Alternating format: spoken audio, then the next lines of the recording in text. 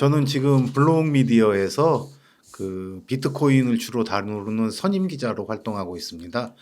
유튜브에서는 블록미디어의 유튜브 채널에서 비트매니아라는 코너를 하고 있습니다. 많이 시청 부탁드립니다. 네, 블록미디어 제가 링크 첫 댓글로 예. 고정할 수 있도록 하겠습니다. 감사합니다. 저도 이 블록미디어 유튜브 채널 많이 보는데요. 고맙습니다. 그 중에서도 최정한 기자님 콘텐츠는 매번 보는 것 같습니다. 너무 재밌더라고요.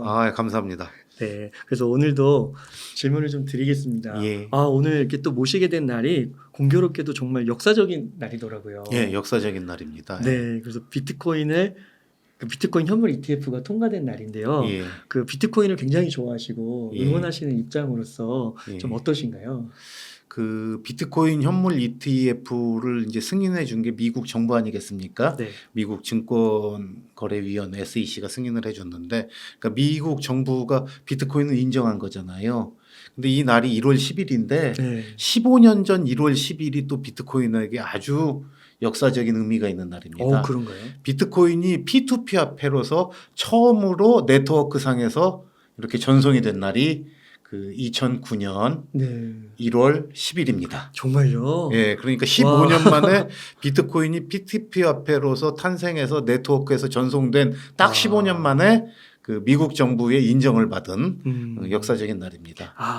그러니까 이게 비트코인이 좀 쉽게 말하면 약간 예. 그 이메일은 편지가 가는 거고 예. 이 비트코인은 이제 돈이 가는 거죠. 예. 그게 최초로 된 게 2009년 1월 10일입니다. 야, 예. 그렇군요. 그건 또 몰랐네요. 예, 그때 그 비트코인을 만든 사토시 나카모토가 그거를 만드는데 도와준 그 필한이라는 네. 프로그래머에게 그 비트코인 170번째 블록을 보낸 겁니다. 네. 그 50비트 DC를 보냈어요. 네. 예. 지금으로는 엄청난 돈인데 그때는 1원도 안 됐습니다. 네. 예. 그렇군요. 그러면은 기자님께서 이렇게 보실 때 이 예. 비트코인 현물 ETF 통과가 좀 의미하는 바가 있을까요? 그 비트코인 ETF의 의미는요, 아주 간단합니다. 네. 여러분들이 이걸 생각하셔야 되는 게, 우리가 지금까지는 비트코인은 뭐 범죄자들의 돈이다, 맞아요. 돈 세탁에 사용된다, 뭐 아니면 마약을 사는데 사용된다, 타단계. 뭐 이런 식으로 나쁜 이미지를 일반인들이 많이 갖고 있었잖아요. 네. 근데 비트코인 ETF가 승인됨으로써 비트코인은 이제 거래가 되는 미국의 증권거래소 SEC가 승인한 거래소에서 네. 거래가 되는 그 상품이 된 거거든요. 그러니까 가치 저장 수단이 된 겁니다. 예. 네. 그러니까 주식이라든지 뭐 채권이라든지 금 ETF 같은 것과 경쟁을 하는데, 네. 비트코인의 성질은 뭐냐면 돈으로 탄생을 했거든요. P2P 화폐인 돈으로. 네. 그러니까 비트코인의 핵심적인 경쟁자는 금과 미국 채권이 될 겁니다. 와. 예, 그러니까 비트코인이 범죄자들의 돈에서 미국 달러를 기반으로 한 미국채, 그리고 5,000년 이상 그 인류의 돈으로서 가장 좋은 돈이었던 금, 그 두 가지와 이제 본격적인 경쟁에 들어가게 된 그 거죠. 정도 급이 되는 건가요? 저는 그 비트코인을 여러분 주식하고 경쟁을 한다고 생각을 하면, 네. 주식은 우리가 가치를 따질 때 뭐 퍼가 어떻다 이런 걸 가지고 따지지 않습니까? 네. 그러니까 주식이 버는 돈을 기준으로 해가지고 그렇죠. 우리가 그 주식의 가치를 따져요. 근데 비트코인은 뭘 주죠? 그러게요. 주는 게 아무것도 없습니다. 네. 이걸 가지고 흔히들 사람들은 비트코인은 뭐 생산성이 없고 뭐 내재 가치가 없다고 얘기하는데 거꾸로입니다. 비트코인이 주는 게 없는데도 가치가 있는 건 비트코인이 좋은 돈이기 때문에 그렇습니다. 완전 바꿔야 되네요. 생각을. 예, 생각을 바꿔야 됩니다. 왜냐하면 금도 주는 게 없잖아요. 네, 그러네요. 근데 보면은 주는 게 있어요. 달러는 예금을 하면 주죠. 이자를 주죠. 예, 근데 비트코인은 나중에 이제 어떻게 발전할지 보는데 아무튼 지금은 주는 게 없거든요. 뭐냐면 비트코인이 좋은 돈이기 때문에 사람들이 가치 저장 수단으로 비트코인을 저장하려고 하는 욕구가 있기 때문에 비트코인은 가치가 생기는 거거든요. 네. 그러니까 돈으로서 경쟁을 한다고 하는 건 달러하고 경쟁을 한다는 얘기고, 그 미국 국채하고 경쟁을 한다는 얘기입니다. 그러니까 격이 완전히 달라진 거죠. 예. 네. 거기에 한화는 한국 돈은 안 들어가나요? 그게 이제 그 한국 돈도 물론 들어가죠. 네. 근데 어떻게 되냐면은 우리가 보면 가장 좋은 돈은 아무튼 달러지 않습니까? 그렇죠. 예. 맞아요. 달러가 이게 가치로서 좋다 나쁘다가 아니라 우리가 위험 자산을 가지고 있다가 세상이 위험해진다고 하면 다들 달러로 가잖아요. 맞아요. 그 달러를 지켜주는 건 뭐냐면 미국의 힘입니다. 미국의 힘으로서 지금 세계를 갖다 제패하고 있는 미국이 발행하는 돈이라는 믿음 때문에 우리가 네. 달러에 가고 있는 거거든요. 네. 그러니까 원화 같은 경우는 그 미국이 금리를 올리거나 그러면은 흔들리잖아요. 그렇죠. 작년에도 뭐 1,400원까지 환율이 이렇게 올라갈 정도로. 그러니까 우리가 독자적으로 금융 정책을 한다고 해도 이창용 총재께서 옛날에 하신 말씀이 우리는 미국으로부터 달러로부터 독립된 정책을 할 수 없다고 얘기를 했어요. 그러니까 우리가 암만 좋아도 네. 그 지금 세계적인 역학 관계에서 화폐 금융 지수 속에서 달러가 가장 좋은 돈인 건 확실합니다. 예. 그 지정학적인 현실이니까. 그렇죠. 현실이죠. 예. 그 오늘 그 한국은행 총재님도 그 예. 금리 부분 이제 정하면서 예. 얘기하시더라고요. 비트코인 이제 자산의 하나로 들어온 것 같다고. 예, 저는 그 되게 고맙더라고요. 예, 왜 그러냐면은 이 비트코인이라는 게 이 우리 그 시청자분들이 투자해서 소득을 얻을 수 있는 부분이기도 하지만 네. 어떻게 국가가 전략적으로 채택을 해야 되는 네. 왜냐하면 좋은 돈이라면 그렇죠. 옛날에 금이 좋은 돈이었다면 각 국가들은 금을 확보하기 위한 경쟁을 했었거든요. 네. 그렇다면은 만일 비트코인이 좋은 돈이라고 하면 우리나라도 이걸 확보하기 위한 경쟁에 뛰어들어서 그렇죠. 미리 많이 확보를 해야 되거든요. 네. 근데 한은 총재께서 그런 말씀을 하셨다고 하는 거는 그 다른 분들한테 상당한 영향력도 있을 거고 그리고 뭐 국민연금이라든지 맞아요. 한은의 어떤 리저브라든지 아니면 정부 정책에 영향을 줄 수 있기 때문에 그 굉장히 그 좋으신 말씀을 해주셨고 그 선한 영향력이 우리 정부와 그리고 정책을 만들고 법을 만드는 그 정치권에도 좀 이렇게 잘 전달되기를 갖다 바라고 있습니다. 아, 그렇군요. 저는 사실 이제 그 비트코인 투자를 한 예. 3년 전부터 예. 좀 시작을 했는데 그때 당시만 해도 비트코인 사기다. 예. 0으로 될 거다 이런 얘기들이 되게 많았었어요. 굉장히 많았죠. 예. 그 기자님께서 보실 때 예. 그 정말 과거에는 정말 더 험한 소리들 많이 들으셨을 것 같은데 예. 정말 이렇게 되실 거라고 혹시 뭐 믿음 같은 게 있으셨나요? 그 제가 이제 블록미디어를 2018년 1월 1일자에 첫 뉴스가 나갔는데요. 네. 그 제가 2017년에 비트코인을 알았습니다. 근데 제가 그 기자 생활을 갖다 꽤 오래 했는데 주로 경제부 기자 생활을 하고 금융 부분을 많이 네. 다뤘는데 이제 풀리지 않는 문제 중 하나가 아까 말씀하셨지만은 그 비트코인이 돈이라고 제가 얘기했지 않습니까? 달러가 가장 좋은 현상적인 돈이고. 근데 2008년도 미국 금융위기 때 그 잘못은 미국이 했어요. 서브프라임 모기지 사태라는 건 뭘 의미하냐면 그 돈을 너무 많이 발행하고 그리고 금융기관들이 그 어떤 리스크 관리 없이 달러로 돈을 풀어주고 네. 나아지겠다. 그래가지고 잘못은 미국이 했는데 이걸 해결하기 위해서 달러를 추가로 발행하고 네. 그 발행한 달러를 회수하는 과정에서 그 또 세계적인 금융위기가 한 번 더 발생하거든요. 그러니까 뭐냐면은 그 잘못은 미국은 했는데 왜 우리가 힘들어야 되지 하는 문제 의식을 가졌어요. 근데 이게 해결 방법이 없더라고요. 왜 그러냐면 기축통화인 달러가 뭐 EU로 바뀌든 아니면 중국 위안화로 바뀌든 무엇으로 바뀌든 간에 그 자의적으로 통화를 갖다 발행하고 그 통화 발행에 따른 이득, 주조이익이라고 그러죠. 시니어리티 이펙트라고. 네. 근데 100달러만 드는데 200원 정도 드는데 미국은 종이를 가지고 돈을 찍어서 다른 나라에 가서 서비스와 재화를 받아온단 말이에요. 근데 그것만으로도 미국은 충분한 이득을 가지고 있는데 미국의 금융정책 변화에 따라서 그 주변에 있는 나라들이 너무 힘들어지고 그렇죠. 그리고 기름값이 올라가지고 서민들의 삶이 피폐해지고 이런 걸 봤을 때 아, 현재 화폐 시스템은 뭐가 좀 잘못된 게 아니냐 이런 생각을 하고 있었는데 답은 없었습니다. 답은 없었는데 그 비트코인이 P2P 화폐로서 어떤 자의적인 금융 정책을 극복할 수 있다는 그런 내용을 담고 있더라고요. 그래서 제가 조금 공부를 했어요.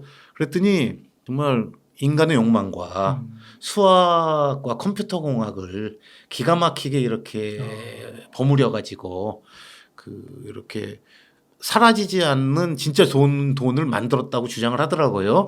그래서 제가 뭐 그걸 100% 확신한 건 아니지만 그렇죠. 아 이게 가능성은 있다. 있다. 이제 그런 생각을 갖다 하게 되고 그래서 이제 그게 점점 이제 시간이 갈수록 그 더 확신이 강해지는 강해지는 거고. 이제 그런 게 되는 거죠. 예. 아, 그렇군요. 정말 오늘은 진짜 와, 어떻게 보면은 진짜 그 5년 10년 동안의 그 과거의 역사적 변화의 시점, 정말 그렇죠. 그 믿음 중에 하나가 현실로 이루어진 그런 순간이라고 보이시는 거죠. 저는 이제 비트코인이 네. 그 예전에 금이 했던 리저브 그러니까 네. 가장 핵심적인 통화로 이렇게 디지털 골드로 각 정부들이 보유까지 할 걸로 생각하거든요. 네. 그게 이제 비트코인의 우리의 기존 상식으로서의 마지막 단계입니다. 왜냐하면 디지털 골드가 되는 거니까.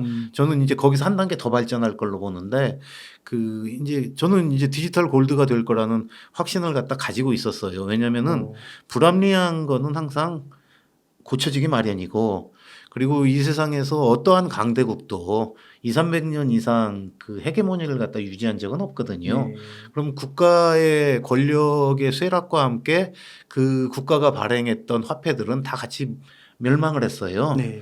그리고 뭐 저기 옛날에 로마도 그렇고 그리고 그런 과정에서 발생했던 게 뭐냐면은 그 화폐의 인플레이션이거든요. 왜냐하면 요만한 뭐 100g이 들어가는 동전을 만든다고 해놓고 그 부분을 갖다가 그람수를 자꾸 줄이면은 이게 점점점 그렇죠. 물가가 올라갈 수밖에 없는 거거든요. 이제 이러한 것처럼 그 화폐의 몰락과 어떤 한 국가의 그 권력의 몰락은 항상 일치해 왔다. 이런 것들이 있고 우리나라도 그런 얘기가 있습니다. 네. 땡전 한 푼 없단 말 혹시 들어보셨어요? 네, 네.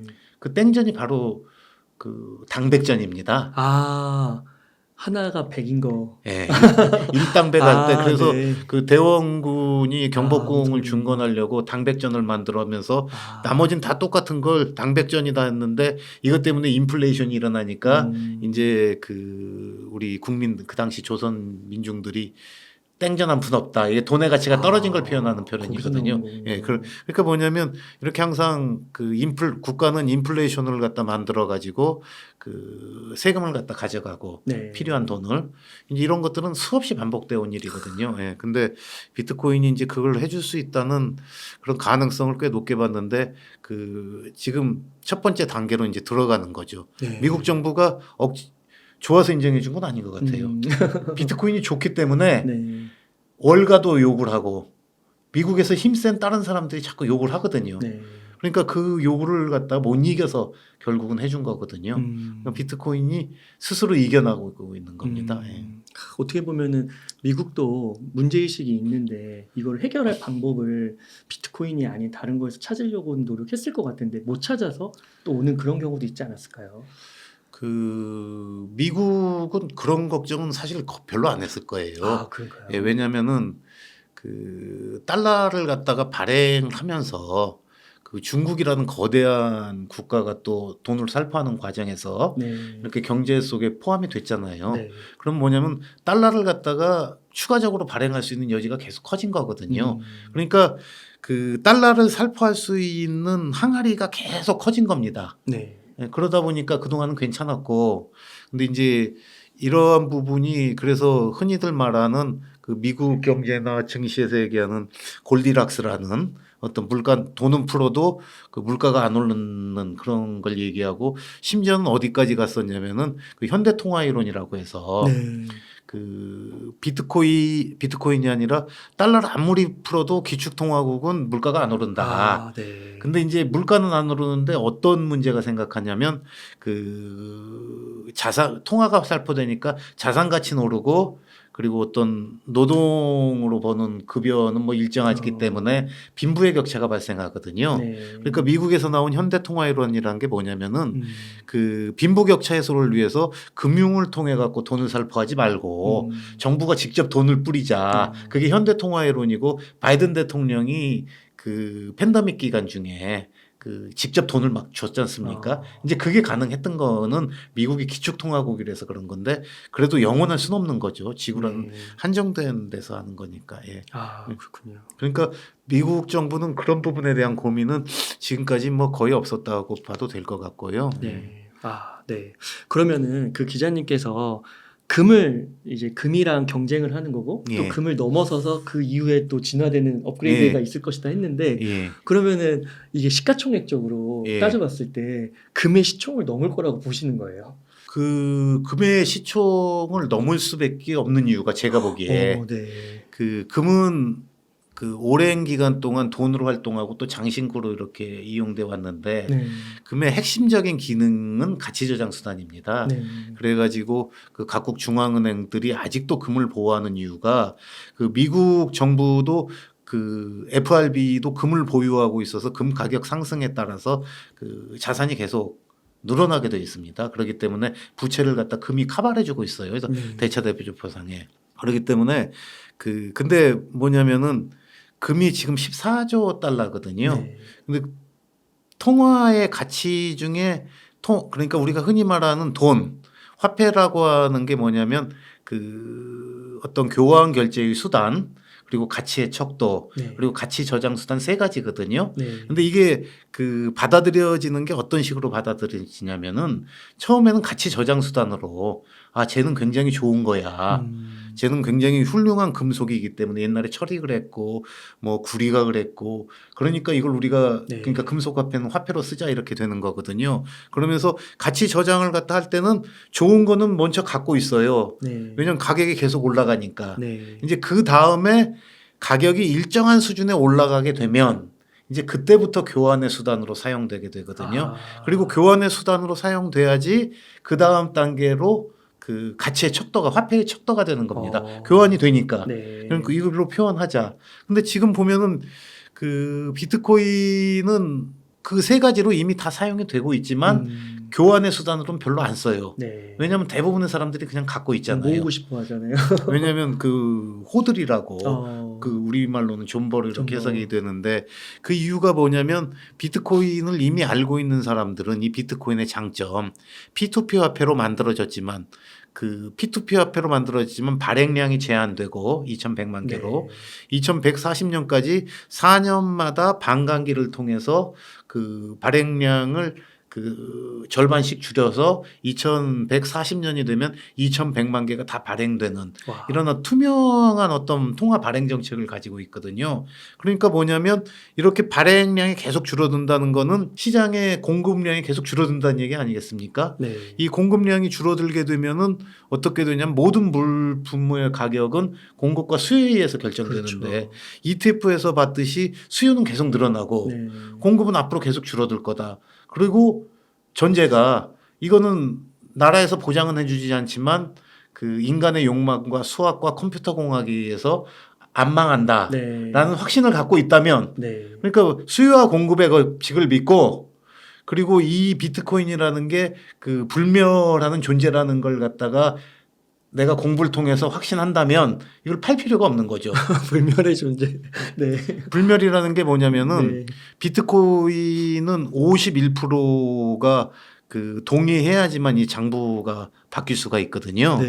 근데 그런 부분을 갖다가 그 불가능하게 만들어 놨어요. 예, 그거는 좀 약간 논리적으로 좀 설명하기가 좀 복잡한데 네. 예컨대 이런 겁니다. 이 0이라는 단어가 있잖아요. 그럼 0이라는 단어를 그 16진법을 통해서 바꿔요. 네. 그러면 뭐 공부터 9까지 하고 A, B, C, D, E, F, A, B, C, D, E, F 해가지고 이게 조합이 되거든요. 이걸 만드는 방법을 기계에 넣으면은 조 옆에 뭐 0783 A, B 뭐 이런 식으로 네. 굉장히 긴 글자가 나와요. 근데 요거를 갖다가 요 앞에다 기계에다 갖다 놓으면은 이게 0이라고 바로 나와요 또. 0일을 넣으면 이게 나오는 거죠. 네. 0일을 넣으면. 그러니까 뭐냐면 암호가 여기에서 이쪽으로는 갈 수 없는데 이제 나머지 네트워크에 있는 사람들이 그 채굴자들이 답을 갖다 넣으면은 아 이게 맞구나라는 걸 갖다 알게 되거든요. 그러니까 이쪽으로는 갈 수 있는데 이쪽으로는 오기가 힘들게 만들어 놓은 게 이게 원리예요. 네. 근데 그러기 때문에 이제 불멸의 존재라는 걸 이제 그게 이제 전 세계의 컴퓨터 수십만 대가 경쟁을 해서 그 답을 찾고 있거든요. 네. 근데 51%가 동일하지 않으면은 가짜 답을 갖다가 넣어도 소용이 없기 때문에 비트코인은 이제 망하지 않는다는 건 너무 확실하거든요. 예. 네. 그래서 그 불멸 아니 망한다고 하면은 비트코인을 믿을 수가 없잖아요. 그렇죠. 예, 불멸 수요 공급의 법칙 두 가지만 확신하면 됩니다. 네. 그렇군요. 그러면은 지금 아마 금 시총의 한 15배? 예, 그렇습니다. 예. 금이 15배고 비트코인 금이 이제 4억. 14조 달러 정도 되고 비트코인이 한 9천억 달러 정도 되니까 이렇게 좋기 때문에 한 70만 달러까지는 네. 이렇게 갈 수 있지 않을까 이렇게 생각하고 그 5년 내에 간다고 이렇게 주장하는 네. 사람들도 많이 있고요. 5년 내 70만이요? 예. 그럼 거의 우리나라 돈으로 8억 넘는 돈인데. 그게 이제 비트코인이 제가 아까 시작할 때 말씀드렸지만 그 15년 전 첫날엔 가격이 없었다 그러고 그리고 그 비트코인을 받은 할피니가 네. 그 비트코인 가격을 이 사람이 최초로 예측을 했거든요. 그 뭐라고 예측을 했냐면은 이 사람은 비트코인은 제로가 되거나 1,000만 달러가 된다고 했습니다. 야, 그 그렇구나. 1,000만 달러가 되는 건 이 네트워크가 살아나서 음. 비트코인이 불멸의 존재가 된다면 그렇게 된다면 세상에 있는 그 부를 그 비트코인이 흡수하게 되고 왜냐면 이걸로 어떤 가치 저장도 해야 되고 거래도 해야 되고 그렇게 되지 않습니까? 그럼 경제 활동이 비트코인이라는 돈을 중심으로 이루어지는 세상이 되게 되면 와. 이제 1,000만 달러가 된다고 했고 그리고 한번 생각해 보시면 그 맨 처음에 그해 12월경에 그 달러당 비트코인이 몇천 개가 거래가 됐거든요. 네. 그러면 지금 얼마가 오른 겁니까? 그렇죠. 네, 뭐 엄청나게 거의 뭐 억배 이상 오른 거 아니겠습니까? 이제 그런 걸 따져보면 이제 그때처럼 이렇게 많이 오르진 못하는 게 네. 아까도 말씀드렸지만 돈이라는 거는 결국에 경제 활동의 기반으로서 쓰이는 거기 때문에 네. 비트코인이 좋은 돈이다 해서 이 세상의 경제 활동을 포괄하게 된다면 그 거기까지 오르는 한계가 있겠죠. 네. 그렇지 않겠습니까? 그렇죠. 예. 네. 거기까지 오르는 한계가 있기 때문에 그 비트코인은 뭐 영원히 오르는 건 아니고 그 한계까지는 오를 텐데 그 한계로 갈 때 거쳐가야 될 첫 단계가 이제 금과 비교해서 얼마가 될 거냐를 봐야 되는 거고 그리고 이제 전 세계 정부들이 발행한 국채가 있어요. 그건 뭐냐면 화폐의 총량이지 않겠습니까? 네. 근데 미국 국채가 지금 한 24조 달러 정도 되고 네. 그래서 그 채권 규모를 전체적으로 합치면은 국채 규모도 한 5, 60조 정도 달러 정도는 될 거거든요. 네. 그렇다고 하면은 그 이제 비트코인을 기반으로 그 어떤 세계 경제가 성장하기까지 한다면 네. 이제 더 상장할 여지가 계속 남아 있게 되는 거죠. 예. 와. 그 상승률은 뭐 예. 줄어든다 해도 예. 10배 이상이면은 해볼 만할 것 같은데요. 예, 그렇죠. 아니 그러니까 네. 이게 이제 큰 돈을 벌겠다고 생각하시는 분들도 그렇지만 이제 저는 계속해서 비트코인은 가지고 있어도 될 거라고 생각하는 게 이제 우리가 흔히 말하는 그 가치 저장 수단으로만 따져봐도 네.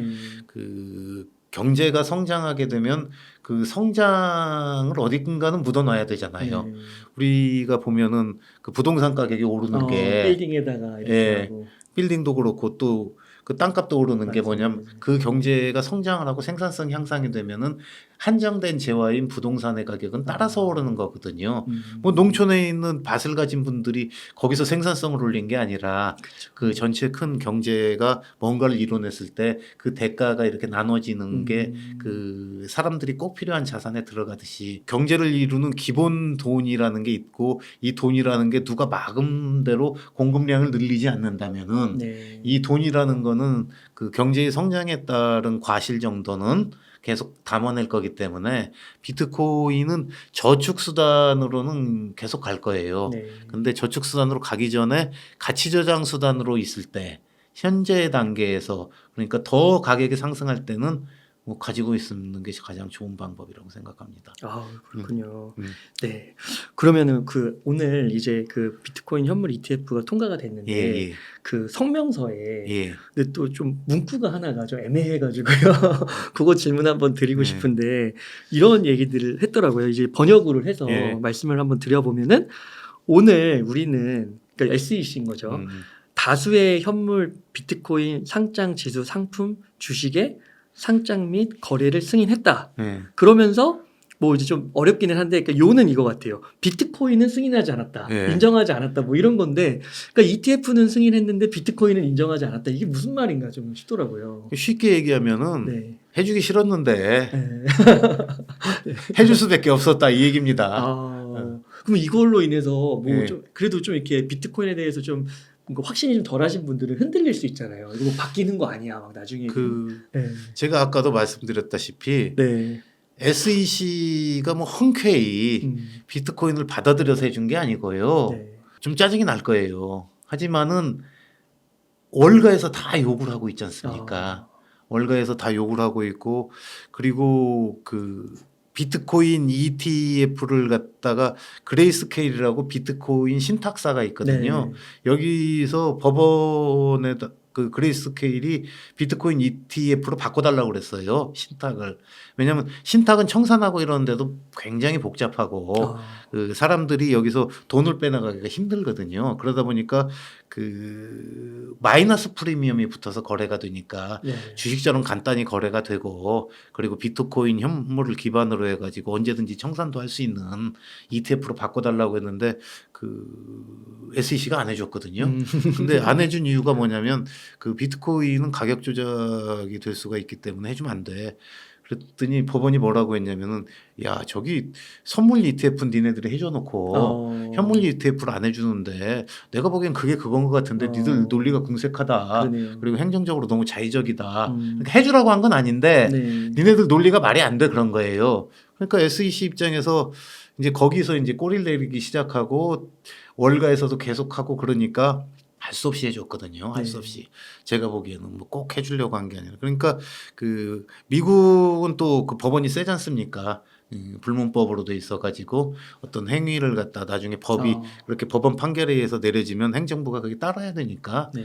그래서 이렇게 하기 때문에 그러니까 시장이라든지 사람들의 상식, 그리고 비트코인이 지난 15년 동안 비트코인을 만든 사토시 나카모토가 사라졌음에도 불구하고 이렇게 스스로 살아 있잖아요. 맞아요. 그게 뭐냐면 비트코인이라는 게 이거는 상품이다. 눈에 안 보이지만은 네. 현존하는 그런 실체다라는 걸 이제 사람들과 미국 법원과 그리고 이거의 가치를 인정하는 미국의 어떤 금융기관들이 다 알고서 하니까 SEC가 우리가 그동안 좀 망신스럽기도 하지만 뭐 자존심 세우려고 한 얘기지 네. 이걸로 뭘 뒤엎거나 그럴 수는 절대 없습니다. 아, 그렇군요. 예. 그냥 약간의 뭐 기분 상함 예.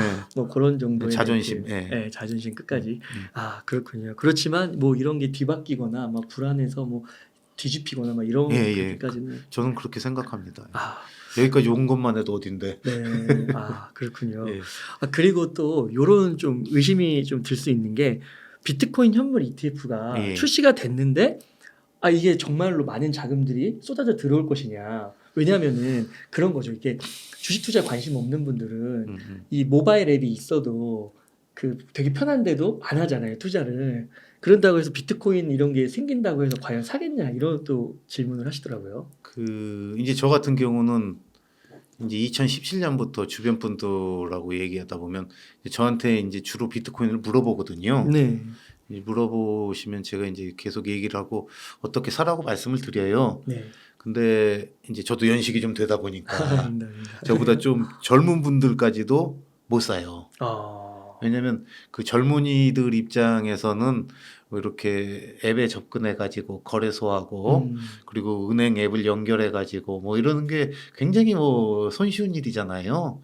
근데 그 미국의 연기금을 주로 가입하는 어떤 그 베이비 부머 세대라든지 부머 세대라든지 이 실질적으로 그 자산을 많이 가지고 있는 동서양의 부머 세대들은 비트코인에 대해서 접근하기가 굉장히 힘듭니다. 예. 그 미국 같은 경우도 우리나라는 특히 1거래소 1은행 시스템인데 거긴 다양한 시스템으로 되어 있고 카드를 통해서도 많이 하거든요. 그러니까 두 가지 측면이 있어요. 뭐냐면 접근하기가 힘들다는 부분하고 그리고 그 본래 하던 투자를 갖다 하는 게 그 주식을 갖다 투자를 갖다 하고 그 주식은 자기 어떤 자산 자문사를 통해서 이렇게 하던 버릇들이 있는데 네. 이제 그분들이 이거 추천해 줄 수 있는 방법이 없지 않습니까? 네. 예. 그러다 보니까 그 사실상 그 투자하기가 굉장히 힘들었고 오늘 그 최근에 나온 것 중에 그 스탠다드 차터드 은행에서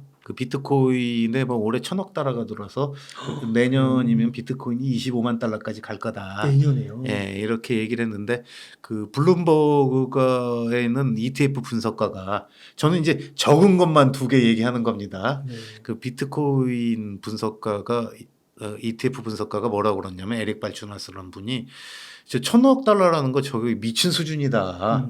1,000억 달러라는 건 1,000억 달러라는 거는 그 채권 ETF 나왔을 때도 그렇게 못했던 거다. 지금 금이 아까 그 시총이 14조 달러라고 그랬지 않습니까? 네. 금 ETF의 규모가 지금 1,000억 달러다. 올해 150억 달러만 들어도 몇 년 내에 금을 능가할 것이다라고 네. 얘기를 했어요. 네. 그러니까 이분은 이제 150억 달러를 얘기했거든요. 근데 네. 이제 내일부터 이제 판매가 될 텐데 네. 그 블랙록이 20억 달러를 확보해 놨다는 얘기도 이미 있고요. 네. 그리고 그렇기 때문에 제가 보기에는 그 ETF가 그 굉장한 수요를 견인할 거다 이렇게 얘기를 하고 그리고 이제 사람들이 이제 잘 모르는 부분이 있는데 야 선물 ETF도 있었잖아 그렇게 얘기를 하거든요. 근데 선물은 종이에요. 뭐냐면 미래의 가격이 어떻게 될까를 예측해 가지고 배팅을 하는 거거든요. 근데 현물은 ETF라는 건 팔려고 하면은 그 파는 데가 실물을 확보해야 됩니다. 그래서 그걸 갖다 내가 이걸 100개를 사서 해서 주식을 갖다 이렇게 주면은 주식을 10,000개를 하면은 요 가격의 100분의 1로 하는 거고 네. 이런 식으로 해서 현물을 반드시 사야 되거든요. 근데 이제 간과하고 있는 부분 중에 하나가 뭐냐면은 그 우리가 주식을 보면은 액면 분할을 하면은 호재가 되잖아요. 네. 뭐냐면 사람들이 착각을 하는 거예요. 아, 네. X가 작아지니까. X가 작아지니까 사이가 편해지고. 네. 근데 지금 사람들은 어떻게 생각하고 있냐면은 비트코인이 얼마라고 하고 물어볼 때 그쵸. 6천만 원이야 그럼 이렇게 맞아요. 놀라면서 그 너무 비싸 하고 안 사거든요. 네. 사토시로 살 수 있는데. 네. 근데 1 비트코인은 1억 사토시예요. 네. 1억 개로 나눠지거든요. 근데 ETF는 보통 그 시작할 무렵에 25달러 정도로 시작을 한답니다. 그렇군요. 그러면은 살 수 있지. 주식- 주식적으로. 주식 한 주에 25달러거든요. 네. 비트코인 비싸대는데 25달러네. 해갖고 이제 심리적인 접근성이 굉장히 좋아진다 해가지고 이러한 것들을 갖다 종합해 보면은 그 비트코인에 대한 수요가 뭐 정확한 걸 짐작하긴 힘들지만은 상당할 것이다. 그리고 이거는 단기적인 수요가 아니라 장기적인 수요에 더 영향을 많이 줄 것 같은데 네. 그 지금 수수료 경쟁이 이미 붙었어요. 맞아요. 예, 보통 0.8% 정도는 ETF를 한다고 그러더라고요. 근데 여기 지금은 그 최저 수수료로 뭐 0.2%까지 있거든요. 저렴하네요. 예, 그러니까 도대체 뭘로 돈을 벌지 모르겠다 이런 걱정하는 소리도 나오는데 이제 그렇다고 하더라도 그걸 기반으로 돈 벌 다른 방법은 뭐 금융기관들이 찾으면 되는 네. 거고. 예. 그리고 그 수수료를 이렇게 낮게 하는 이유는 뭐냐면 초기에 고객을 많이 확보하려고 하는 거 아니겠습니까? 그렇죠. 그리고 그렇게 수수료를 낮추고 출혈 경쟁을 하면서도 지금 광고 마케팅 경쟁이 또 엄청나게 벌어지고 있어요. 아니 그분은 그 승인되기 전부터도 막 하는 거 네, 같더라고요. 승인되기 전부터. 그러니까 네. 이거는 뭘 의미하냐면은 그 금융기관들이 초기에 많은 물량을 확보하려고 하는 거거든요. 많은 네. 고객들을. 그렇다고 하면은 계속 해가지고 그 마케팅을 통해서 사람들한테 비트코인이 알려지고 그럼 아까 들 때 사긴가비요 하고 안 하다가 뭐 거래가 된다면서 이제 자꾸 저러니까 관심이 가질 거 아닙니까? 그렇죠. 그러면서 이게 뭐냐면은 사람들이 채택하는 데 있어 갖고 그 초기에는 아주 앞선 얼리 어댑터가 채택하고 이제 그다음에 뭐 그쪽 기업들도 채택하고 이러다가 그 기술의 채택이나 어떤 혁신의 채택에는 뭐 케이즘이 있다고 그러더라고요. 간극이. 이러한 마케팅과 어떤 고객 유치 활동이 이런 간극을 갖다 뛰어넘어서 비트코인을 갖다가 그 빠르게 채택할 수 있는 그런 현상을 만든다고 하면 의외로 그 비트코인이 이렇게 추구하고자 하는 바까지 빨리 가질 수가 있지 않을까. 이제 이런 생각을 좀 하게 됩니다. 예.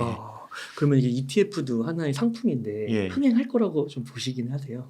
흥행한 걸로 생각하니까 11개의 ETF를 신청하고 광고를 하고 그러지 않겠습니까? 네. 이 ETF를 하면서 이제 가격 예측들도 하고 이 분석들을 많이 내놓잖아요. 네. 근데 제가 이렇게 볼 때 그 분석 중에서 피델리티하고 아크인베스트의 분석을 저는 좀 자주 보는 편이에요. 네. 근데 이 분석들을 갖다 보면은 그 중에 또 아크 인베스트먼트의 분석을 보면 네.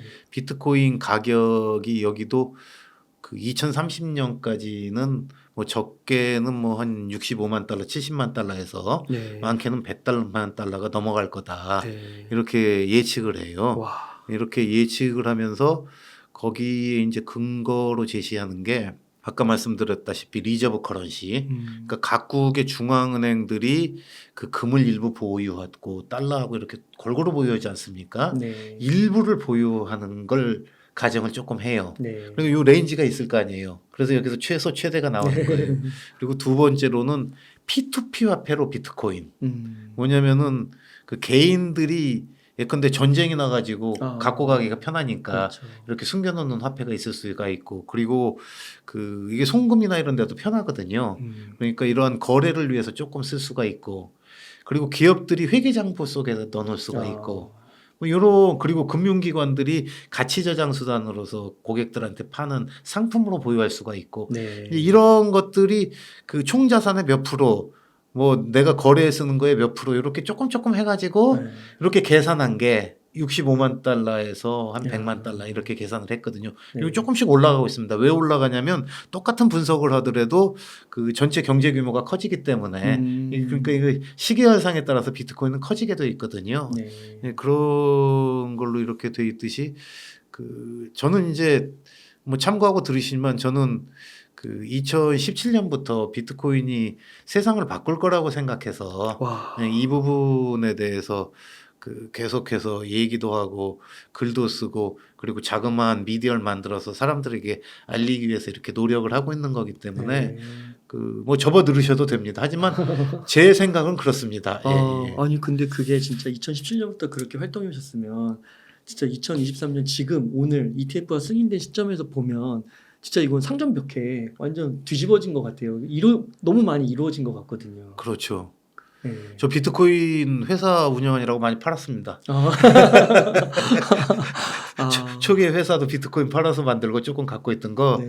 근데 그러니까 뭐냐면 이건 뭐 좀 다른 얘기인데 네. 그 저는 비트코인에 누가 사겠다고 하면 뭐라고 얘기를 하냐면 그 당신이 이렇게 일을 하고 캐시플로우가 나올 때 당신의 삶에 영향을 주지 않는 범위에서 꾸준히 살아. 꾸준히 살아. 예, 그래서 긴 저축 수단으로. 왜냐하면 여기다 몰빵하지 말아라. 네. 왜 그러냐면 이게 변동성이 엄청 낮거든요. 80% 이상 떨어진 게 몇 번이 됩니다. 그때가 대개 그때는 어떤 일이 있으면 그런 일이 발생하냐면요. 그 비트코인 거래소가 해킹을 당하거나 아니면 중국 정부나 뭐 한국 정부 뭐 이런 데서 법무부 장관 예, 뭐 금지를 한다, 뭐 폐쇄하겠다고 한다거나 이러면은 이제 공포감에 올랐던 게 이제 막 80% 이상 떨어지고 그래요. 그렇기 때문에 80% 진짜. 이게 암만 확신을 해도 내 자신을 여기 몰빵하고 있으면 견뎌낼 수가 없고 삶이 망가지거든요. 그렇기 때문에 누가 그걸 해낼 수 있겠습니까? 얼마나 많은 사람들이. 그래서 조금씩 이렇게 사두라고 이렇게 얘기를 하는 건데 지금도 마찬가지예요. 오늘도 또 누가 뭐 물어보는데 저는 계속 DCA를 갖다 하라고 그랬는데 그래서 꾸준히 살아. 네. 꾸준히 살아. 그런 얘기합니다. 그러니까 남는 돈으로 저금한다는 개념으로 이렇게 하시는 게 좋다. 이걸로 내가 한 번에 팔자를 고치려다가 정말 팔자가 비뚤어진 사람들도 있으니까 그렇지 않겠습니까? 그렇죠. 내 전 재산이라고 해서 투자해 놨는데 이게 80%가 떨어져서 내가 삶이 지장을 받으면 안 되잖아요. 네. 절대 모든 걸 어떤 데 의존하는 건 아니고 네. 삶은 스스로 살면서 저축 수단으로 하시면 좋을 것 같아요. DCA를 좀 말씀해 주셔서 예. 그게 이제 뭐 매달이라든지 뭐 매주 매일이라든지 이렇게 나눠서 계속 사는 예. 거잖아요. 그런 질문을 좀 많이 하는 것 같아요. 오늘도 이제 보니까 저한테도 이제 카톡을 예. 주는 게 이거 좀 물어봐 달라고 하는 게 그 비트코인이 너무 비싸니까 예. 이더리움이나 다른 알트를 사는 게 낫지 않냐. 이더리움도 이제 5월에 ETF 통과된다고. 그래서 오늘 또 많이 오르는 것 같기도 하고. 그래서 비트코인에 대안을 투자하는 건 어떻게 생각하느냐. 제가 아까 말씀드릴 때 비트코인은 돈이라고 했지 않습니까? 네. 그 비트코인은 이 블록체인에 네. 그 보면은 트릴레마라고 있어요. 네. 그게 뭐냐면 세 가지 우리가 딜레마 하면 뭐 이거냐 저거냐 그런 문제잖아요. 근데 비트코인의 어떤 보안과 그리고 탈중앙성 그리고 확장성, 수용이죠. 네. 이제 이 세 가지 측면을 갖다가 봤을 때 이 세 가지를 동시에 충족시키기가 힘들다. 이렇게 얘기하는데 비트코인은 여기에 보안과 탈중앙성을 철저하게 지켜내고 있어요.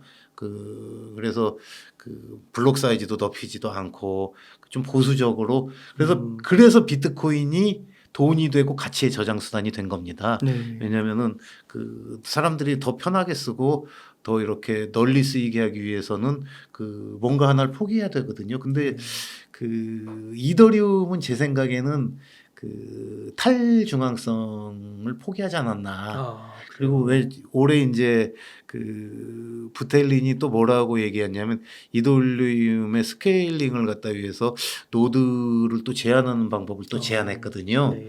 그게 뭐냐면은 그러면 점점 중앙화되는 거 아니겠어요? 이제 그렇다고 하면은 그 비트코인은 지금 정부도 채택하고 많은 사람들이 채택하고 있지만은 금융기관도 채택하지만 근본은 뭐냐면은 그 탈중앙성에 있거든요. P2P. 네. 왜냐하면 탈중앙성으로 인해 갖고 투명한 반감기가 계속 유지가 되고 왜냐하면 누가 이 코드에 관여를 못 하잖아요. 네.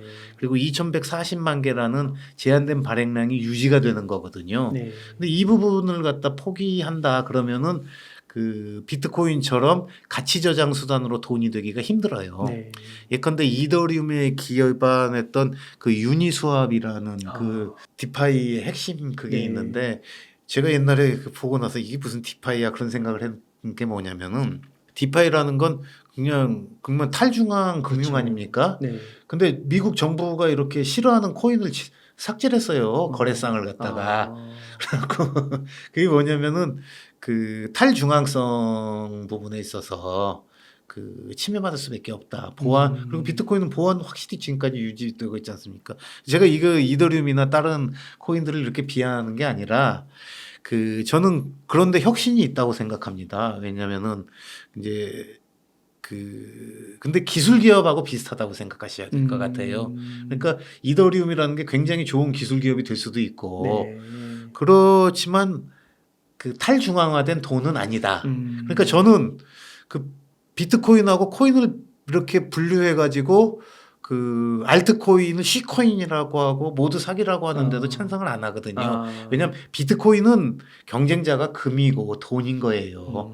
그 금이고 돈이기 때문에 이 비트코인은 완벽한 돈으로서 스스로 가는 거고 다른 것들은 기술 기업의 반열로서 이렇게 봐줘야지 맞는 것 같기 때문에 그러니까 비트코인이 리스크가 있어서 알트코인에 투자한다는 거는 그거는 뭐 우리가 뭐 애들한테 엄마가 좋아 아빠가 좋아 물어보는 거하고 금 살래 주식 살래. 예, 그 비슷한 질문인 거예요. 그러니까 뭐냐면 포트폴리오를 할 때 그 브리지 워터 같은 경우 그 올워드 포트폴리오를 하면서 그 금도 한 5% 넣고 맞아요. 뭐 이렇게 하지 않습니까? 네. 그러니까 그거는 이제 본인의 판단인 거지 그걸 같은 반열에 놓으면 절대 안 됩니다. 진짜 코인이라는 이름이 들었다고 해서 비트코인하고 알트코인은 완전히 다른 거예요. 네. 네, 저는 그렇게 생각합니다. 와, 또 이거를 이렇게 설명해 주시는 거 처음 들은 것 같습니다. 그게 왜냐면요. 네. 그 흔히들 말할 때 테더에 대해서도 얘기를 많이 해요. 네. 근데 테더는 완전히 중앙화돼 있잖아요. 하지만 혁신이 있잖아요. 네. 뭐냐면은 테더는 비트코인은 가격 변동성 때문에 500만 원을 등록금으로 송금을 갖다 해주면 그 다음날 300만 원이 돼 있으면 안 되잖아요. 그렇죠. 근데 테더는 이러한 변동성을 갖다 줄이고 그 송금의 안정성을 유지하기 위해서 바로 수수료 없이 미국으로도 송금이 가능하잖아요. 네. 근데 뭐 비트코인하고는 게임이 안 되는 거죠. 그냥 여긴 달러하고 고정시켜 놓고 송금의 편의성을 높인 혁신을 가지고 있는 거고 그러다 보니까 테더가 지금 조만간 뭐 1,000억 달러가 된다고 하는데 계속 늘어나더라고요. 예, 계속 늘어나는데 그러면 이 테더를 이용한 그 테더사는 여기서 이득을 보잖아요. 네. 그러니까 기업으로서 이득은 보는 거거든요. 네. 그러니까 이런 식으로 사람들에게 필요한 서비스를 갖다 제공해 주는 코인들이 뭐가 있고 여기서 뭘 잘할지는 저는 모릅니다. 솔직히. 그러니까 이 부분에 별로 관심은 대해서 없으세요? 관심 없어요. 진짜요? 사실 어. 그 왜 그러냐면은 네. 저는 그분들이 하는 뭐 혁신에 대해서는 응원을 해요. 응원을 하지만은 비트코인도 아직 잘 모르는데 와, 너무 잘하시는 것 같은데요. 그 어떻게 그 모든 걸 다 알 수가 있겠습니까? 그리고 굉장히 많잖아요. 네. 근데 가끔가다 이렇게 뭐 근데 아무튼 거기는 기업이고 그리고 사기꾼들도 많이 있는 데고 네. 하지만 그런 사기가 있다고 해서 이 블록체인을 기반으로 한 어떤 새로운 시도 자체를 우리가 다 폄훼할 수는 없다. 네. 하지만 그 좋은 돈으로서 존재하는 건 비트코인 하나고 이 비트코인은 금과 달러와 경쟁하는 것이다. 네. 그러니까 와, 그렇군요. 이게 완전 다르게 봐야 되는 거군요. 그러니까 달러에 투자할까요? 이더리움에 투자할까요? 하고 믿는 거하고 비슷한 거죠. 네. 예. 아, 그렇군요. 또 앞서서 그 변동성을 좀 얘기해 주셨는데 예. 아까 막 비트코인도 80%씩 떨어진 게 몇 번이라고 하셨잖아요. 예. 근데 이번에 이제 ETF가 되면서 예. 약간 제도권에 들어오면서 예. 변동성이 좀 줄어들 수도 있다 이런 얘기가 나오더라고요. 저는 이제 비트코인이 그 지금까지 상상할 수 있었던 리스크는 다 극복했다고 봅니다. 그 아까 두 가지 리스크를 말씀드렸죠. 네. 그 첫 번째 리스크가 뭐였냐면은 거래소 해킹이나 뭐 각종 해킹. 네. 그럴 때마다 이제 비트코인이 해킹당한 줄 알았어요. 그래서 네. 비트코인이 죽는다고 생각하고 두 번째가 이제 국가에 의한 어떤 금지. 그럼 비트코인이 죽는 줄 알았거든요. 네. 근데 이게 기술적인 부분인 거예요. 근데 이제 재작년에 그 비트코인이 하락한 이유는 뭐냐면은 처음으로 맞이하는 연준의 긴축이었거든요. 그러니까 통화가 늘어나던 돈이 암만 해도 줄어들고 이자율이 오르고 그러다 그때 보니까 막 자이언트 스텝으로 막 올리고 예. 네. 이제 비트코인도 거기에서 예외가 없었어요. 예외가 없어가지고 이제 연준의 긴축 정책으로 한번 혼났죠. 네. 그래갖고 이제 지금까지 비트코인 역사상에 있었던 어떤 대규모 하락을 불렀던 연준의 긴축 정책은 또 그 FTX 붕괴라든지 엮여가지고 예, 또. 그리고 저기 그 테라루나 사태라든지 이런 거하고 맞네요. 같이 엮였는데 또 분구하고 그러니까 여기는 근데 80%까지는 안 갔거든요. 생각해보니까 완전 최악인 것 같은데요. 예. 그러니까 그 80%까지는 안 갔어요. 세 가지가 막 같이 겹치는데도 네. 중국의 금지도 그 무렵에 한 번 또 있었고 그러니까 이게 뭐냐면 비트코인이 이제 굉장히 내성이 강해지고 그 비트코인을 가지고 있는 분들 중에 흔들리지 않는 분들이 많이 늘어난 거거든요. 네. 그렇기 때문에 근데 이제 세 가지가 이제 FTX 파산이나 정부의 금지는 이제 기술적으로 비트코인이 죽지 않는다는 걸 알았기 때문에 네. 더 이상 큰 위험이 안 돼요. 이제 더 이상 큰 위험이 안 되고 그 이제 긴축 부분이 있는데 이 긴축이라는 거는 비트코인의 상승에 대한 제약이라든지 소규모 변동 하락을 갖다 일으킬 수 있을지 모르지만은 네. 예, 근본적인 폭락을 가져오진 않는다라고 이제 생각을 합니다. 왜냐면은 그 통화 정책은 끊임없이 긴축이 와도 이게 사이클상 네. 우상향이거든요. 통화량은 끊임없이 늘어왔어요. 네. 그렇기 때문에 물가는 항상 올라왔거든요. 그러니까 그 화폐는 그 자체로서 가치 보전 수단으로 기능을 상실한 건 이제 너무들 잘 알아요. 옛날엔 잘 몰랐는데 맞아요. 요즘엔 우리 옹달 책방에서 열심히 얘기해 주시고 이런 정보들이 너무 많기 때문에 그래가지고 그 기존 화폐 시스템에 대한 믿음과 그 속에 있는 금융 시스템에 살고 있으면서도 야, 이게 좀 뭐가 문제가 있는 거 아니야 해서 새로운 투자나 이런 걸 사람들이 다 생각하지 않습니까? 네. 예. 그렇기 때문에 그러한 식의 폭락은 이제 없다라고 뭐 단연할 수도 있을 것 같아요. 그래요. 예. 뭐 한 20-30% 정도는 뭐 주식 시장에도 있으니까. 그거는 일시적인 변동은 있을 수가 그 있죠. 정도는 예. 있을 수 있고. 왜냐하면 가격 변동이라는 게 이 수요와 공급에 의해서 네. 이루어지는데 비트코인이 가격 변동이 심한 거는요. 공급 때문에 그런 게 아니라 공급 곡선은 변하지 않지 않습니까? 그렇죠. 가격이 올라도 수요 곡선이 조금만 움직여도 공급 곡선이 가파르다 보니까 가격 변동이 심한 거거든요. 네. 오를 때도 많이 올라가는 게 뭐냐면 공급 곡선은 가만히 있는데 수요 곡선이 올라가면은 급격하게 상승을 하거든요. 네. 그렇기 때문에 그 비트코인 자체는 가격 변동성은 클 수밖에 없다. 근데 그 기관이나 이런 데서 차지해 갖고 이제 ETF까지 나오게 된다면 네. 일반 시장에서 거래되는 물량도 꽤 되고 네. 그리고 이 가치가 커질 거거든요. 네. 만일 그렇다면은 어. 그러면은 그 잠겨 있는 큰 물량 대비는 작지만 비트코인 가격이 올라가서 이 가치가 커진다면 돈이 약간 왔다 갔다 한다고 해가지고 맞아요. 가격 변동이 심해지진 않을 거기 때문에 네. 그 꽤 안정적인 투자 수단이 될 와, 겁니다. 예. 그렇군요. 네. 그러면 또 한 가지 좀 여쭤보고 싶은 게 오늘 이렇게 ETF 승인됐다는 소식에 예. 많은 분들이 이거 한번 진짜 오늘 난리 나는 거 아니야? 막 이렇게 기대하신 예. 분들도 있었는데 만약에 예. 통과된다면 예. 근데 실제 통과가 됐는데 가격이 생각보다 많이 안 오르고 이더리움이 막 날라가고 아비트럼이 막 날라가고 막 그러더라고요. 그런 이유는 좀 뭐라고 보세요? 그 사실은 뉴스에 팔라고 그러지 않습니까? 맞아요. 예. 네. 뉴스에 팔으라고 그러는데 뉴스 오르긴 올랐어요. 네. 그러니까 이미 기존의 어떤 자본 시장의 관행이나 그 시스템적인 기존 거는 극복한 거거든요. 네. 기존 건 극복했는데 그 단지 뭐냐면은 알트코인이 더 많이 올랐다 이거거든요. 네. 근데 그거는 그 비트코인의 문제가 있는 게 아니라 그 이 디지털 에셋 시장에 대한 그 미국 당국의 태도 변화. 아, 어쨌든 간에 비트코인이 대장이잖아요. 네. 아까 말씀 제가 이렇게 변화 완전히 다른 거라고 얘기는 했지만은 네. 그러기 때문에 그 이제 우리 대장이 저렇게 이제 꿋꿋하게 이제 드디어 인정을 받았다. 네. 우리도 이제 따라가자. 이제 이 정도 아닐까 싶습니다. 예. 아. 뭐 저는 그 개별 시장의 움직임 이런 건 잘 모르지만 큰 틀에서는 큰 틀에서 보시는군요. 예, 그런 식으로 그러니까 제도권에 이제 디지털 자산들이 이제 포함되기 시작하는 걸 비트코인이 큰 길을 열어줬으니까 이제 그 우리들도 그런 어떤 정부가 없앤다거나 이런 게 아니라 규제의 틀 속으로 포함될 수가 있겠다.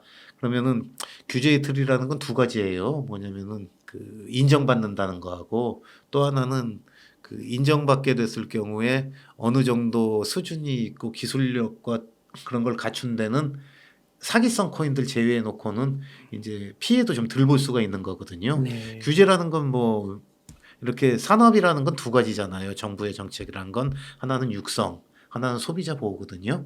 이제 그런 측면에서 그 소비자들도 좀 보호받을 수 있고 새로운 어떤 그 산업 육성의 기회도 만들어지지 않을까.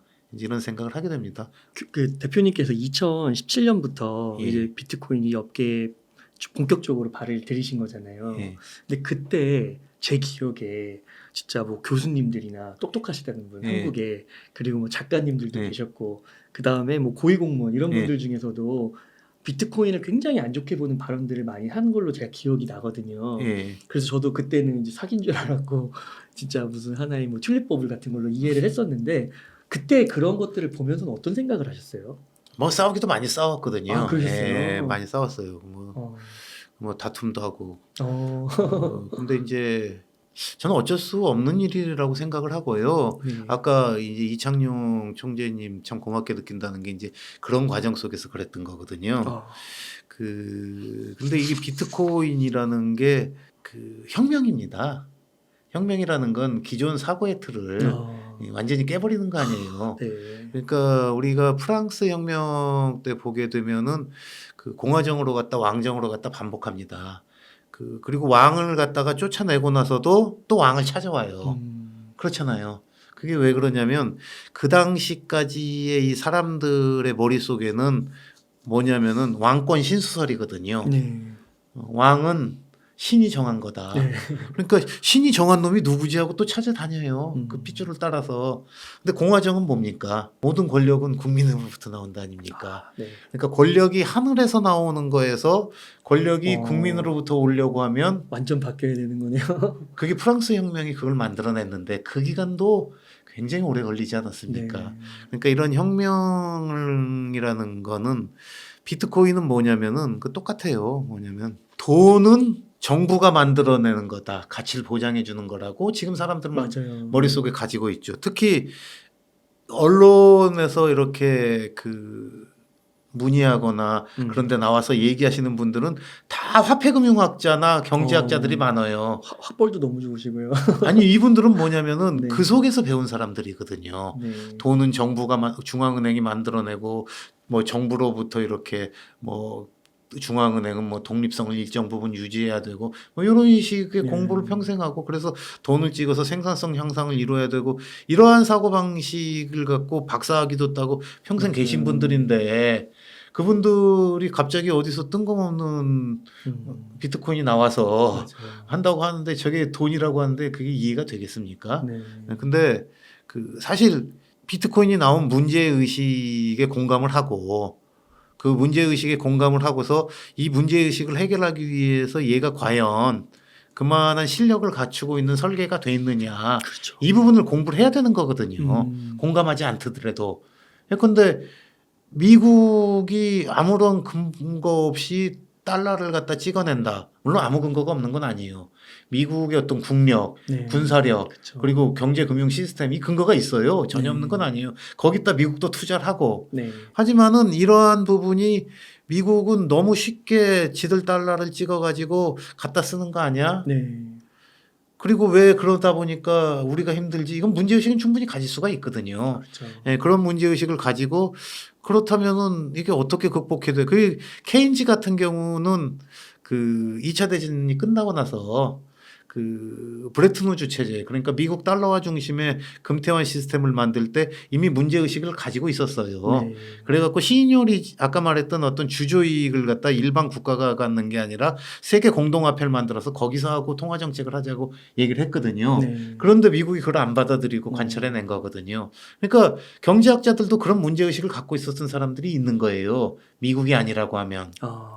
그렇기 때문에 그 부분에 대해서는 제가 이해는 해도 그 좀 반성들도 좀 하셔야 되고 그래야 되지 않나 싶습니다. 저 그 경제학과 교수분들하고 등산 모임도 있고 그렇거든요. 그러니까 또 근데 그런 분들이 또 이게 예. 뭐 약간 뭐 안 좋은 용어로 뭐 태세 전환 뭐 이렇게 예. 하면 또 금방 또 학습하시고 또 따라잡고 그러시던 것기도 하더라고요. 아니, 태세 전환 해주신 고맙죠. 네. 왜냐하면 인도하고 중국이 네. 유럽에 이렇게 침탈당하고 반식민지하고 된 거는 그 이유가 여러 가지가 있겠지만 그 중 하나가 돈이에요. 네. 뭐냐면 그 유럽은 그 당시에 근본위제였거든요. 네. 근데 중국과 인도는 은본위제였어요. 아. 근데 이제 교환 비율이 그 유럽에서는 금 한 덩어리하고 은 12덩어리였는데 그 중국과 인도는 6덩어리 정도 수준이었거든요. 네. 그러니까 유럽 사람들이 금을 엄청 갖고 올 수 있겠네요. 은을 갖다 주고 금을 갖고 오는 거예요. 네. 그러다 보니까 어떤 일이 발생하냐면 그 나라의 물가가 오르고 경제 시스템이 붕괴될 거 아니에요. 그러니까 그런 부분도 있어요. 이거는 그 저기 세이프디니 쓴 그 비트코인 스탠다드에서 네. 이 부분을 자세하게 설명해 놓거든요. 그래서 저도 이제 거기서 보고 알은 건데 그렇기 때문에 만일 비트코인이라는 게 진짜 좋은 돈으로서 세계 경제에 적용이 된다고 하면 우린 당연히 거기에 대해서 준비해야 될 거 아닙니까? 네. 근데 그 부분에 있어서 나라의 의사결정을 하시는 분들이 네. 충분한 공부도 안 하고 저건 사기야 아무것도 아니야 하고서 이렇게 방치하고 네. 도리어 그걸 갖다 핍박한다면 네. 우리나라 미래가 어두워지는 거 아니에요. 그렇군요. 우리나라 개인들은 똑똑해요. 네. 왜냐하면 김프가 있잖아요. 그렇죠. 더 높은 돈을 주고라도 맞아요. 비트코인을 사겠다고 하는 거는 네. 이 미래 가치를 알기 때문에 그러는 거거든요. 아, 네. 그렇기 때문에 국민들은 훌륭합니다. 근데 그 에너지를 제대로 이렇게 받아갖고 쓸 수 있는 그런 시스템을 정말 의사결정을 하시는 분들이 좀 이렇게 잘 좀 해주셨으면 좋겠어요. 그래서 이창용 총재께 고맙다는 말씀 자꾸 드립니다. 예. 우리나라의 경제 어떤 수장이신데. 그렇죠. 예. 네. 특히 한은의 수장이신데. 네. 그 아까 대표님께서 그 미국에서 이제 한 열 몇 개, 11개의 예. 그런 이제 자산운용사들이 예. 수수료 경쟁 얘기해 주셨잖아요. 예, 예. 한국에서도 예. 이런 비트코인 상품을 출시하면서 그런 일들이 좀 벌어질 수 있을까요? 그 미래에셋 같은 경우가 캐나다 같은 데서 비트코인 상품을 출시했고요. 네. 그리고 선물 기반으로 삼성 선물도 외국에서 만들어 놓은 게 있고 네. 우리나라 금융회사들은 다 이미 할 만한 충분한 실력을 갖추고 있고 아. 예. 그리고 얼마든지 할 수 있어요. 얼마든지 네. 할 수 있는데 법률적으로 그 금융기관이라는 건 인허가 기관 아닙니까? 그렇기 때문에 그쪽 금감원 금융위원회 네. 이쪽에서 이걸 받아들이고 할 수 있는 길을 터줘야 되는 거죠. 네. 그리고 뭐 그렇게만 된다면은 뭐 싼 가격에 네. 하나하고 뭐 그 연관된 상품도 금융기관들도 많이 만들어낼 수 있을 네. 겁니다. 그러니까 금융산업도 그렇고 그리고 뭐 채굴산업도 그렇고 뭐 다양한 데서 그리고 와. 그 비트코인 위에서 또 그 다양한 시도들이 일어나고 있거든요. 그러니까 비트코인이 만일 새로운 돈이 된다면 그 비트코인이라는 거는 그 가치 저장 수단일 뿐만이 아니라 그 새로운 어떤 가치의 인터넷으로 성장을 해 네. 나가는 단계에 있거든요. 그렇다면 여기서 새로운 기업들이 성장할 수 있는 기회가 또 있어요. 그래서 저는 그 이러한 것들 비트코인과 그 크립토 그러니까 다른 어떤 블록체인 기반의 디지털 자산을 네. 어떻게 우리나라의 미래 성장 동력으로 활용할 수 있는지에 대해서 고민할 수 있는 그런 정부나 정치권 단위의 어떤 조직이나 이런 것들이 있어야 된다고 생각합니다. 지금 상당히 늦었어요. 늦었어요. 제가 아까 그 달러에 대해서 이렇게 말씀을 드렸지만 지금 전 세계 채굴 능력의 40%가 미국에 있고 미국이 이미 비트코인도 주도권을 잡았잖아요. 아까 말했듯이 그 SEC가 밀려서 해줬다고 하지만은 미국은 그 보니까 제가 이걸 하면서 느낀 건데 언론 자유라든지 이런 게 굉장히 활성화되어 있어가지고 무슨 말인지 할 수가 있잖아요. 관료들 눈치 안 보고 그러다 보니까 업체에서 자기들 논의를 굉장히 적극적으로 의사 표현을 하고 네. 그리고 그 우리나라에선 뭐 로비하고 하면 이렇게 나쁜 식으로 생각을 하지만 네. 거긴 로비가 굉장히 활법화되어 있고 우리나라는 로비는 안 하고 뒤에서 하지 않습니까? 그러니까 불투명하게 하는데 거기는 투명하게 로비를 갖다 통해서 그 로비라는 게 보니까 그렇더라고요. 논리적으로 설명하는 거예요. 네. 뭐 가갖고 뭐 용돈 집어주고 그런 게 아니라 그러니까 어떤 업체의 논리가 국회나 이런 데 먹히는 거죠. 미국 의회에. 네. 그러다 보니까 이게 여기에 찬성하는 의원들에 대해서 이렇게 지지하는 어떤 그런 정치 보금도 활발하고 이래가지고 그 상당히 미국이 가장 앞서 있습니다. 제가 보기에는 그 어떤 주요한 그 국가 중에는요. 근데 우리나라는 그 투자자들의 열기는 전 세계에서 가장 앞서 있는데 정부하고 정치권의 준비는 가장 느린 것 같습니다. 또 한국이 그 패스트 팔로워로 네. 이렇게 선두로 치고 나가는 뭐 예를 들면 미국에 나갔을 때 또 빨리 따라잡잖아요. 잘 따라잡잖아요. 이 분야에서도 그렇게 되면 참 좋겠네요. 그게 이제 근데 저는 이제 걱정이요. 네. 그 이렇게 잘 따라잡는 게 뭐냐면은 지금 영미 같은 경우가 혁신이 먼저 일어난 나라 아닙니까? 네. 근데 이런 나라는 그 강하다곤 하지만 관료 조직보다 민간의 혁신이 우선돼요. 근데 이제 후발자로서 이렇게 캐치업해 나간 데는 뭐냐면 엘리트 공무원들이 사실 만들어낸 거거든요. 그러니까 훌륭한 공무원, 능력 있고 훌륭한 공무원들이 그 제한된 사회의 에너지를 갖다가 모아가지고 뭐 제조업도 만들어내고 뭣도 만들어내고 이렇게 하면서 또 삼성이나 반도체 이렇게 훌륭한 기업가 정신이 서로 매치가 돼가지고 잘 만들어 왔던 거죠. 네. 근데 지금 상황은 그 민간의 혁신을 정부가 그냥 도와줘야지 되는 거지. 뭐 후발 팔로워가 이 부분을 갖다 내가 세팅을 해서 끌고 가겠다고 하면은 이거는 못 따라가요. 왜냐하면 저도 제가 이렇게 얘기 많이 하지만은 지금 젊은이들의 어떤 아이디어라든지 이 삶을 대하는 태도라든지 그리고 이 모바일이라든지 IT를 이용해서 뭐 활동하라는 걸 보면은 네. 많은 의사 결정권을 그들에게 넘겨주고 그들이 자율적으로 할 수 있게 만들어줘야지 되지. 뭐 제가 아까 말했던 그 어떤 단위나 이런 건 무슨 말씀이냐면 그런 걸 하는 제약을 갖다 좀 털어내고 뭐 어쨌든 예산이나 이런 건 지원할 수 있으니까 그렇죠. 그런 걸 갖다 해주자는 얘기지. 기본적으로 혁신의 동력은 젊은 민간들에게 이렇게 넘겨줘서 하는 방법을 좀 찾지 않을까 싶어요. 근데 지금은 우리나라는 어디까지 와 있냐면요. 네. 그냥 돈 세탁 방지를 위한 규제 거기다가 이제 새로운 법규 만드는 게 그 소비자 보호 네. 요 정도까지 와 있어요. 근데 이런 게 뭐냐면 다 규제적 법률들이잖아요. 네. 그러니까 이제 그 다음에 하려고 하는 게 이제 산업 육성 이렇거든요. 혁신적 창발적 혁신의 지원은 아직까지 염두에도 안 들어가고 있는 것 같아요. 예. 조금 분발은 해야겠네요. 네, 좀 분발해야 될 것 같습니다. 네. 그러면 이제 대표님께서는 앞서서 또 얘기해 주기는 해줬지만 알트코인 투자는 큰 관심은 없으세요? 그리고 알트 프로젝트들 뭐 레이어 1, 레이어 2 뭐 이런 얘기들은 별로 관심 없으세요? 디지털 에셋에 투자를 하기 위해서 이쪽 부분을 하는 게 아니고 저는 글도 비트코인만 거의 쓰거든요. 그러니까 비트코인에 근데 어쨌든 우리는 기업이니까 이제 회사에서는 알트코인도 많이 네. 이렇게 다루고 그러는데 이제 제가 이제 바라보는 것 중에 하나가 이거는 본인들이 증권이라고 SEC에 등록을 하고 시작하는 게 있어요. 그게 뭐냐면 스택스라고 있는데 많이 올랐어요. 예, 그게 1위인가 그런 것 같은데요.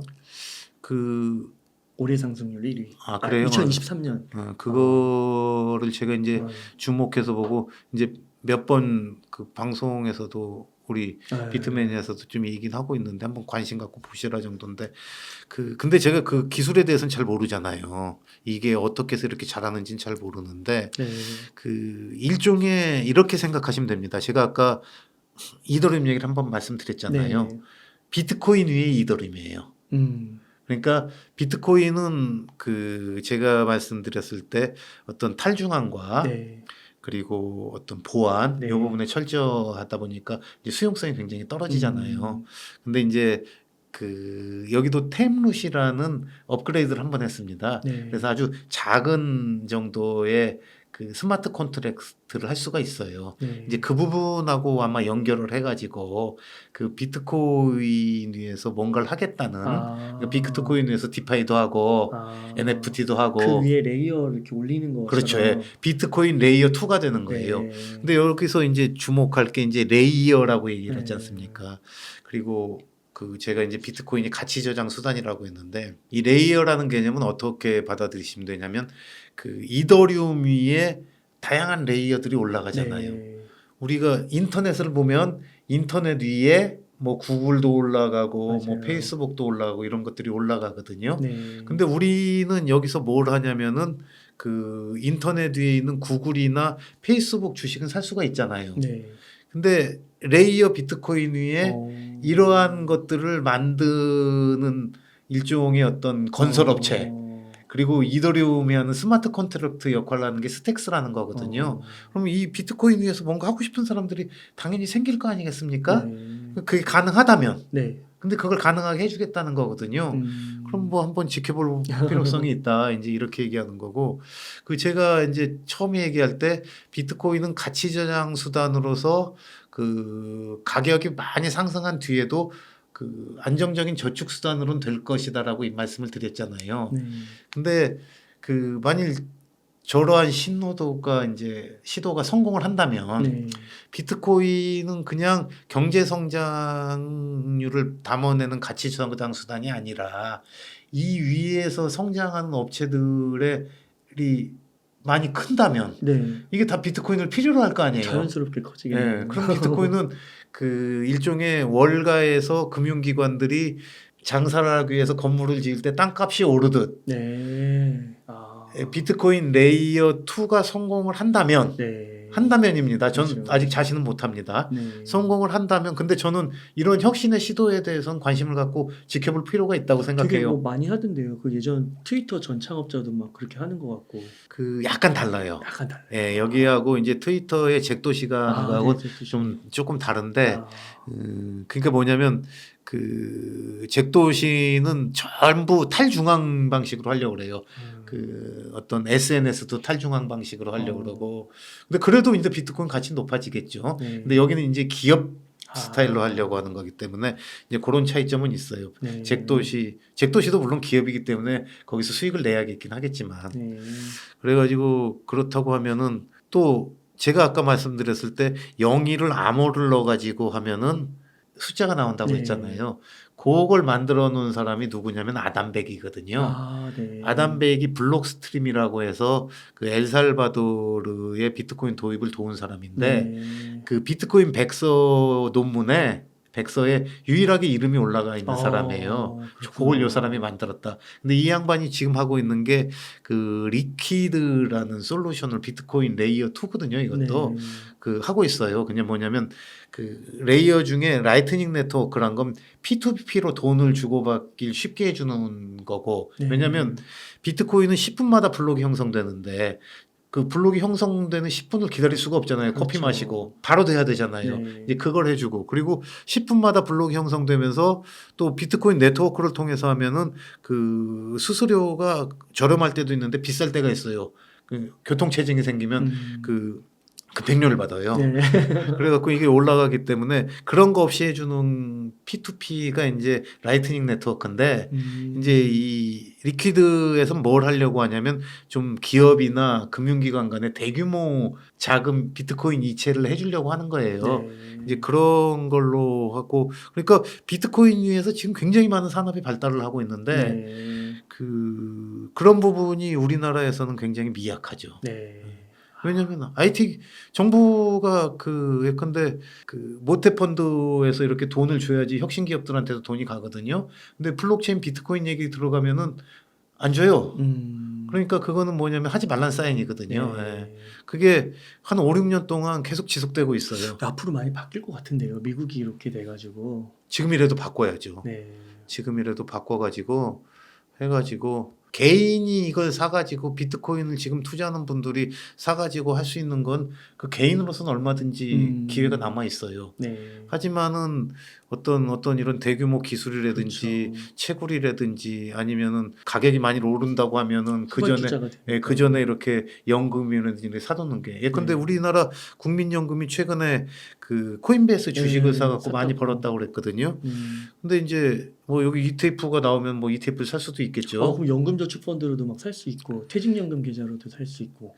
그게 이제 지금 불분명해요. 왜냐면은 그 해외 투자가 가능한 자산으로서 그 디지털 자산이 평가가 포함이 돼 있으면은 그 ETF도 자연히 살 수 있게 되는데 네. 그럼 100%인데 네. 지금 그게 돼 있지 않은 단계에서 ETF를 그냥 주식이라고 해서 살 수 있느냐 이 부분이 좀 불분명하거든요. 그러니까 이 부분에 대해서는 그 금융당국이 명쾌하게 지침을 살 수 있어라고 해줘야 되는 거예요. 그게 아니면은 또 못 사게 되는 거거든요. 그럼 또 그렇죠. 이렇게 지체가 되기 때문에 그러니까 해야 될 일이 굉장히 많은데 좀 안타까운 부분이 있습니다. 예. 그렇군요. 그래서 뭐 알트 회사 중에 스택스를 언급해 주시긴 하셨지만 예. 뭐 막 그냥 공부 차원에서 한번 공부해 보는 정도. 예, 예. 예, 그렇게. 그리고 어차피 투자는 본인 책임에 해야 되는 거니까. 예. 한 가지만 좀 더 여쭙고 싶은 게 그 비트코인하고 그러니까 이더리움하고 스택스하고 이거는 하나의 회사라고 하셨잖아요. 그렇게 네. 개념을 그렇게 전달해 드린 거죠. 개념을. 예. 그러면은 만약에 그 이런 것들은 다른 프로젝트가 나오면 경쟁을 해서 경쟁이죠. 지면은 없어질 수 있는 거고. 그렇죠. 근데 비트코인도 그러면 새로운 뭐 그런 게 나타났을 때 없어질 수가 있다고 보시는 건가요? 저는 불가능하다고 봅니다. 그건 불가능해요. 예. 왜냐면은 그게 제가 아까 얘기했을 때 기술적인 부분하고 네. 그리고 인간의 욕망이라고 그랬잖아요. 네. 인간의 욕망 때문에 이제 불가능한 거예요. 네. 왜냐면은 이더리움도 비트코인을 기반으로 하고 뭐냐면 오픈 소스로 해갖고 다 열어놨거든요. 네. 그래갖고 지금 보는 뭐 비트코인 캐시라든지 비트코인 SV라든지 뭐 수많은 그 아류 비트코인들이 탄생을 하고 살아 있거든요. 네. 하지만은 비트코인은 계속해서 성장을 하고 네. 왜냐면은 결국에는 뭐냐면은 그 기술이 중요한 게 아니라 사람들의 참여가 중요하거든요. 옛날에 우리가 그 뭐 도시바하고 뭐 어디가 그 비디오 표준 가지고 싸웠을 때 기술이 더 좋지만은 대중이 채택한 기술이 이기지 않습니까? 맞아요. 비트코인은 이미 그러니까 어떤 대중성이란 측면이라든지 스마트 컨트랙트란 측면에서는 새로 나온 것들에 못 미치죠. 네. 근데 비트코인은 그 본연의 가치 네. 아까도 말씀드리지만 탈중앙화를 갖다 통해 갖고 명쾌하게 투명한 통화 정책 그리고 2,100만 개 네. 이런 것들을 갖다 가지고 있기 때문에 이 비트코인 네트워크에 이미 참여하고 있는 채굴업체들 그리고 이걸 비트코인을 가지고 있는 사람들 이게 다 비트코인 편이에요.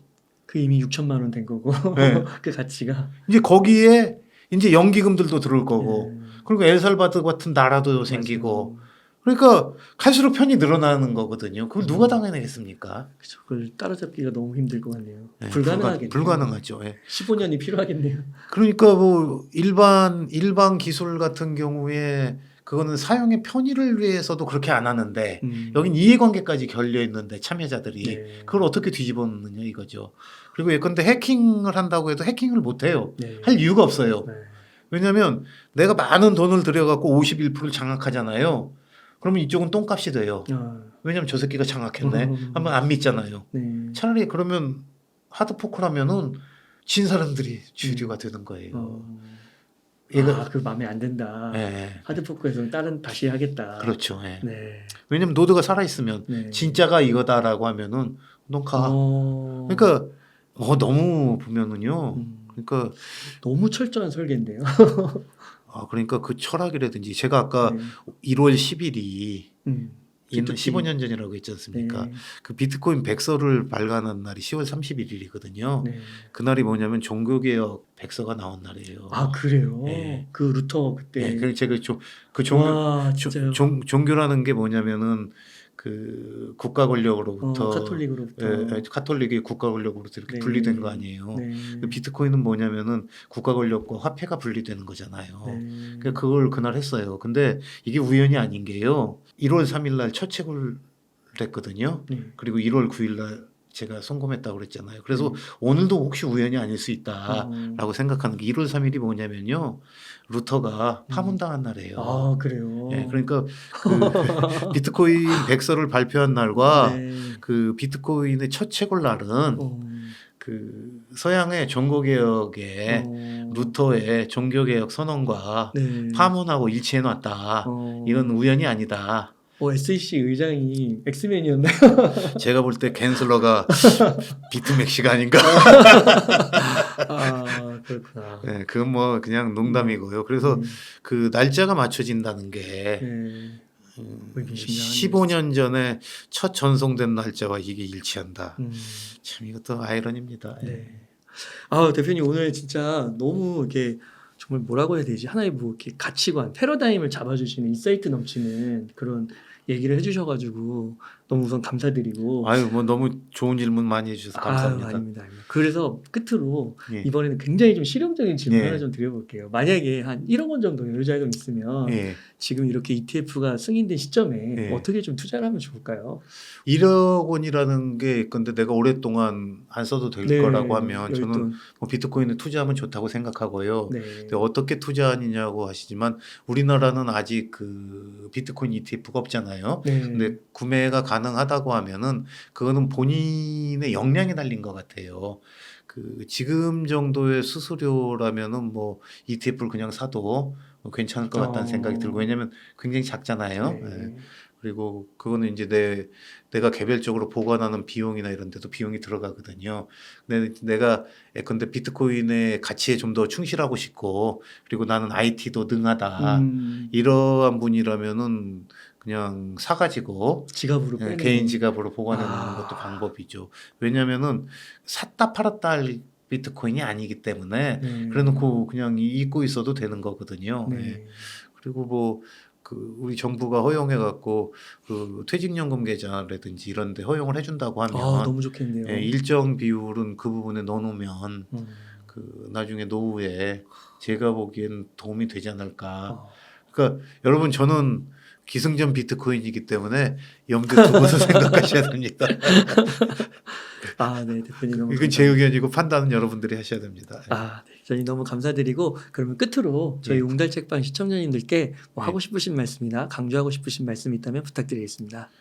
일단 뭐 옹달 책방 저도 구독자고요. 감사합니다. 여러분들 그 옹달 책방 많이 사랑해 주시고 그 옹달 책방 통해서 여러 정보 많이 얻으시기 바랍니다. 감사합니다. 이게 많이들 헷갈려 하시는데 웅달이 옹달 책방 다시 그러면 네.